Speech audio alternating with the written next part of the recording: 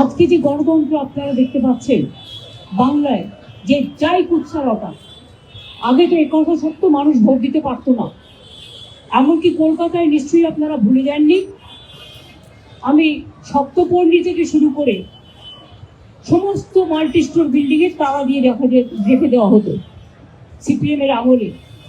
কাউকে ভোটাধিকার প্রয়োগ করতে দিত না, গ্রামগঞ্জেও দিত না। এই অবস্থায় আমাদের বিরাট আন্দোলন হয়েছিল এবং সেই আন্দোলনকে দানা বাঁধতে গিয়ে সিপিএম এর কোনো ক্ষমতা ছিল না সেদিন সেই আন্দোলন দমানোর। গণতন্ত্রের কণ্ঠরোধ করে তারা এমনভাবে গুলি চালিয়েছিল